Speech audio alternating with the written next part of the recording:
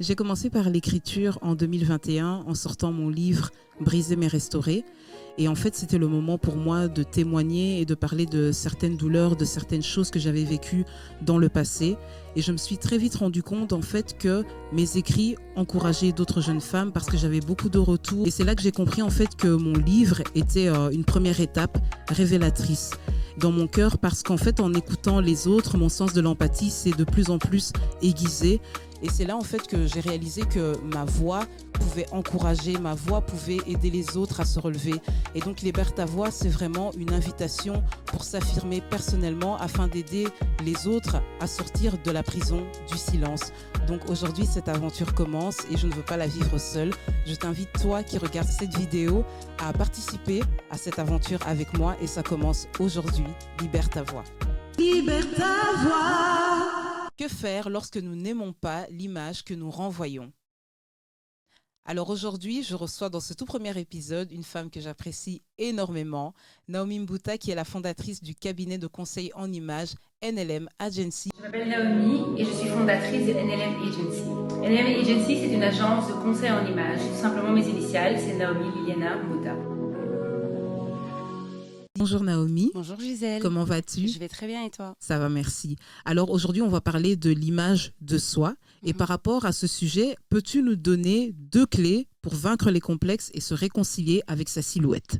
La première clé, c'est comprendre ce qui te rend unique. Gisèle, tu te rappelles quand tu es venue en consultation chez moi, la première question que je t'ai posée, c'était « Qu'est-ce que tu aimes chez toi ?» C'est vrai. C'est très important de savoir ce que tu aimes chez toi, parce que c'est quelque chose en fait que tu vas mettre en avant. Tu vas plus te concentrer sur ce que tu n'aimes pas, mais c'est plus ce que tu aimes.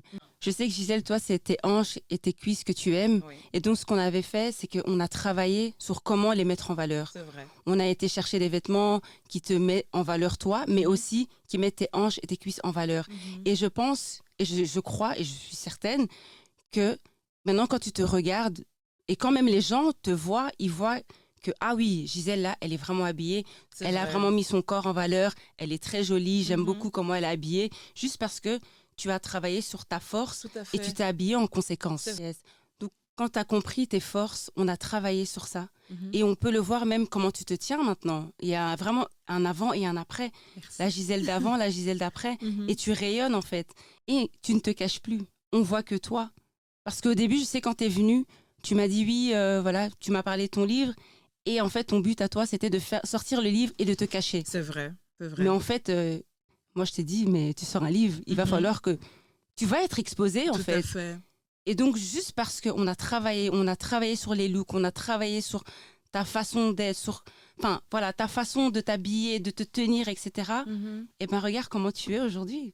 Merci. Vous l'aurez compris, prenez le temps d'abord d'apprécier ce qui vous rend unique et ensuite de travailler sur vous en trouvant les bons outils, les bons moyens pour valoriser vos atouts. La clé numéro 2, c'est travailler son mindset. On a parlé des vêtements, des atouts, de ce qu'on aime mettre en avant, mais le plus important, c'est travailler l'intérieur, travailler son caractère intérieur, travailler sa personne intérieure, savoir qui tu es réellement. Yes. Tant que tu ne sais pas qui tu es réellement, tu auras beau mettre les vêtements que tu veux, tu auras beau mettre les atouts que tu veux en avant, mais ça ne changera rien. Je suis d'accord. Parce que dès que tu vas rentrer chez toi, en fait, tu vas rechuter.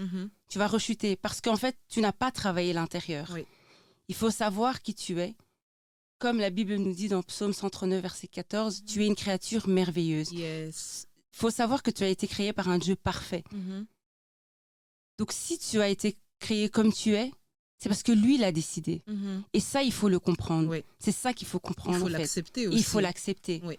C'est pour ça que j'ai dit travailler son mindset. Parce que tant que tu n'auras pas compris ça, ça sera difficile. Tout à fait. Merci Naomi pour cette 2e clé. Alors n'oubliez pas, il s'agit aussi de travailler son mindset, votre façon de voir les choses, votre façon de vous comporter, votre façon de parler, tout ça joue énormément. N'oubliez pas que vous êtes créé à l'image de Dieu. Peu importe votre morphologie, que vous soyez élancé, que vous soyez petite, que vous ayez des formes, que vous soyez menu, vous êtes créé à l'image d'un Dieu parfait. À très bientôt.